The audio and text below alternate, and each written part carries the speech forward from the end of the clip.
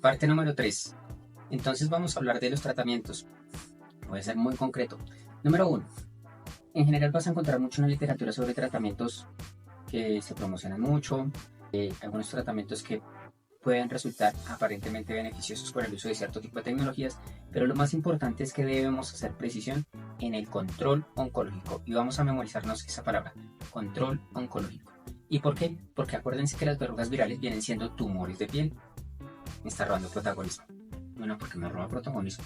Entonces, las verrugas virales vienen siendo tumores de piel que tienen potencial, es decir, posibilidad de volverse cancerosas conforme pasa el tiempo. Y si no realizamos un adecuado tratamiento, claramente van a volverse cáncer de piel. Pues sucedería bastante tiempo para que eso ocurriera. Pero de todas maneras, no quiere decir que no tengan la posibilidad o el potencial para hacerlo. Vamos a hablar de algunas técnicas que, aunque no estén contraindicadas, por mi experiencia y por lo que he visto en mi práctica clínica, no las sugiero. Y van a haber técnicas que claramente sugiero. No quiere decir que del todo estén contraindicadas, sin embargo se deben tener una especial precaución. Vas a encontrar en redes sociales, en páginas web, inclusive en medios de promoción, que hay técnicas como por ejemplo el láser u otras como electroremoción, electrocirugía, electrodisección, electrocuretaje, electrocauterización. Entonces, o solamente la palabra cauterización. En general, ambas técnicas utilizan fuentes de calor. Y yo les sugiero a mis pacientes que tengan en consideración dos variables muy importantes de estos dos tipos de procedimientos. La primera variable es que ambas son fuentes de calor, y al ser fuentes de calor, al utilizarse, están prácticamente, entre comillas, ¿sí?, vaporizando o rostizando la verruga. La están quemando con medios de fuente de calor. Al realizar una quemadura de esa verruga, ¿sí?, no se sabe hoy en día qué tanta dispersión viral puede generar a nivel local, es decir, a nivel de la piel sana, porque tú rostizas, tú quemas la verruga, pero no sabes cómo estás dispersando el virus alrededor de la piel sana. Entonces, por lo general, no se prefiere eso para que no vaya a haber contaminación viral de la piel sana. Segundo, no se sabe a ciencia cierta qué tanta dispersión en microaerosoles puede generar las verrugas virales. Sí se sabe que hay dispersión, pero no se sabe cuánto.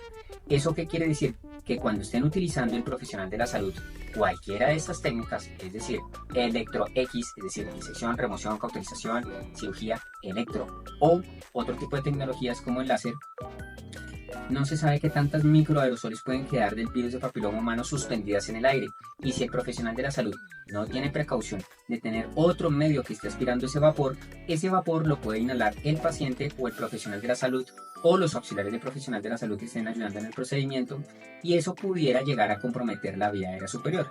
Cuando estamos hablando de la vía aérea superior, puede ser todo lo que es la parte nasal u oral, incluyendo la boca, la lengua, los carrillos, el paladar blando, el paladar duro, la laringe, las cuerdas vocales.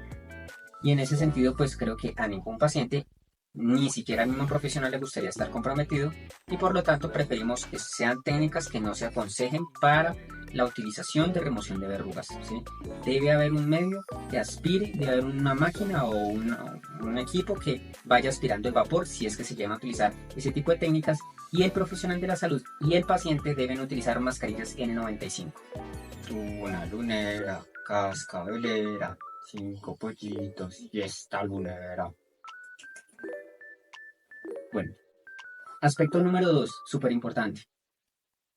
Recuerda que habíamos hablado de una palabra muy importante y es control oncológico.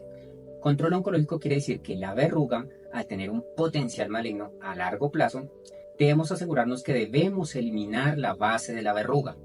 Haz de cuenta que es como un arbolito con raíces, ¿sí? Si tú no eliminas, ojalá pues no eliminamos arbolitos, ¿no?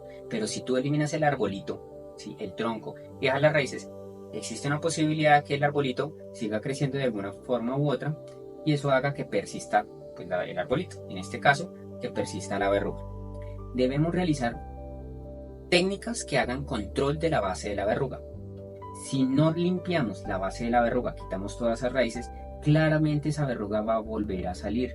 Las técnicas como láser u otras como electro, la variante que tú desees, cauterización, disección, cirugía, remoción, etcétera, ¿sí?, no van a ofrecer todo lo que necesitamos para realizar ese control oncológico, porque tú estás quemando la superficie, estás vaporizando la superficie de la lesión, pero tú no estás mirando cómo está quedando la base de la verruga. no estás haciendo un control oncológico. Y en ese sentido tenemos que asegurarnos cómo está la base, ¿sí?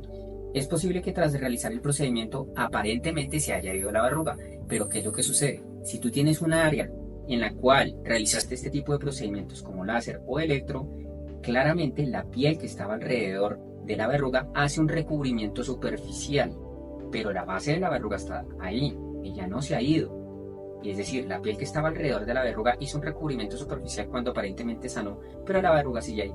Y ahí pueden suceder dos cosas. O la verruga no crece y no pasa absolutamente nada, o la verruga vuelve y aparece, o simplemente con el paso del tiempo, cuando el paciente tenga algún proceso de inmunodeficiencia, es decir, una bajada de su sistema inmunológico, la verruga, ojalá que no, y ojalá no se sumen los elementos clínicos en ese paciente, ni se sumen los elementos de su contexto en su salud física, no se desarrolle cáncer de piel. Entonces, en ese sentido, es muy importante que tengamos control oncológico al momento de realizar la resección de las verrugas y sobre todo en la zona genital, porque si no eliminamos las verrugas, sea en zona genital masculina o femenina, en cualquier localización pélvica, en el nepe, en el escroto, en la zona perineal, en el ano, en el recto, en la mucosa rectal externa, pues esas lesiones van a evolucionar a cáncer de piel. Entonces, por lo tanto, son técnicas que, por lo menos desde mi experiencia, habrán otros profesionales que sí las prefieran hacer, y con todo el respeto que se merecen esos profesionales, en mi experiencia, pues yo no las recomiendo, porque evolutivamente se han dado cuenta, nos hemos dado cuenta a través de la historia que estas verrugas pueden terminar en desarrollo de cáncer de piel, y sobre todo si estos pacientes llegaran a tener cepas o subtipos de virus de papiloma humano de alto riesgo. Y acuérdense que, sobre todo en los hombres, no se están realizando laboratorios de detección de genoma de virus de papiloma humano, sino simplemente se están resecando las verrugas. Y es que esa detección de genoma de ese subtipo, pues no es un examen que se haga con frecuencia, no se hace de manera usual. Entonces, en ese sentido, sí les sugiero que tengan cuidado con la técnica que utilizan para que haya una limpieza total de la base de la verruga. Número 2. Otras técnicas que no sugiero es el uso de químicos, sean alcalinos o ácidos, en la zona genital. La zona genital es una zona que es muy sensible, que tratemos de tratarla con estima, con cuidado, con atención. No es una zona que esté preparada para utilizar algunos químicos. He visto de algunos otros profesionales, con todo el respeto que se merecen, el uso de podofilina, el uso de otro tipo de medicamentos que, aunque no estén contraindicados, porque no lo están, ¿sí?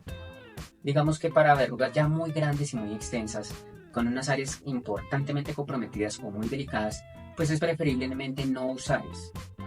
Entonces, el uso de cualquier tipo de ácido, podofilina o cualquier otro tipo de medicamento, pues aunque en la ficha técnica esté descrito para que se utilice, ¿sí? Para unas verrugas tan grandes y unas dimensiones muy importantes. Hola, ¿usted qué? Bienvenido al club. Para unas verrugas tan grandes, pues no es lo recomendable. Entonces, tratemos de escoger este tipo de medicamentos para las zonas extragenitales y para verrugas muy milimétricas, muy pequeñas, y para aquellos pacientes en los que no haya ninguna otra opción de manejo por procedimiento.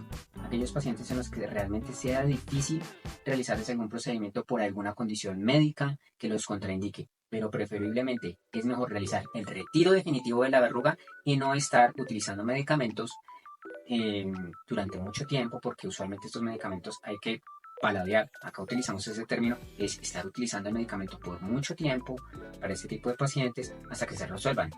Y usualmente pues no nos gustaría a nosotros como pacientes, si yo me pongo en el lugar del paciente, estar usando una crema día a día, mes a mes, para poder resolver una verruga, cuando en un procedimiento quizás los podamos quitar en una sola sesión o en unas 2 o 3, dependiendo del número, el tamaño, la localización, obviamente la extensión, ¿sí?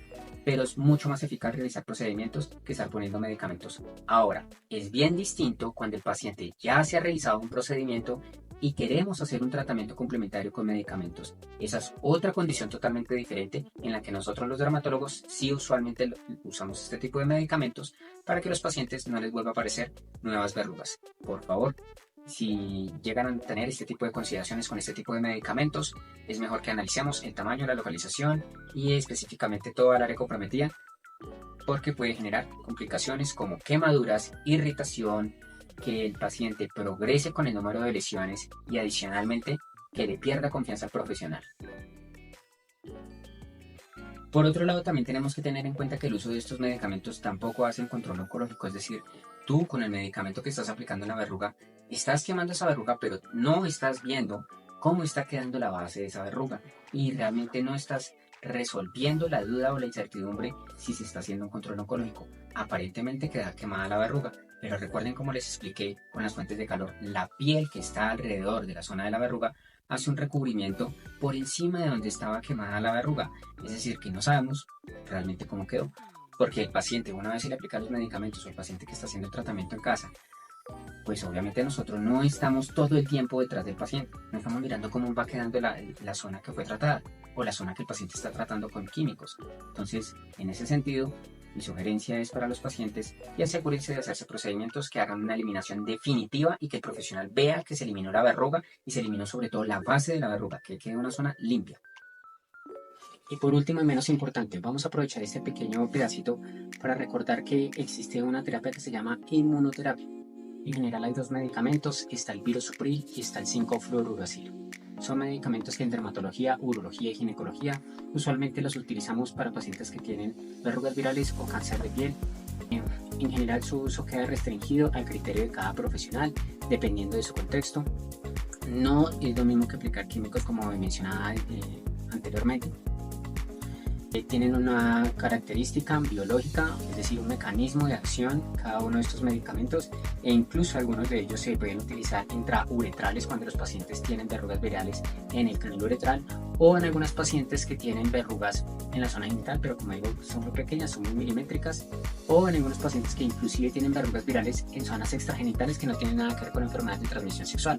Por ejemplo, da muy buen resultado en verrugas perumulares o en verrugas plantares cuando el paciente es inmunocompetente, es decir, tiene un buen sistema inmunológico, pero claramente esto va a ser criterio y va a ser de acuerdo al análisis de cada profesional. Y por supuesto que vamos a hablar de este tema en otro video. Los invito a que se suscriban, que activen las campanitas, que le den like a este video. Eso me ayudaría para continuar subiendo contenidos de calidad, poder ayudarles a dar estos temas con un poquito mayor de facilidad, de entendimiento, ¿sí? Por el momento mi invitación es que confíen en su dermatólogo, en las técnicas que utilizan y los esperamos muy pronto.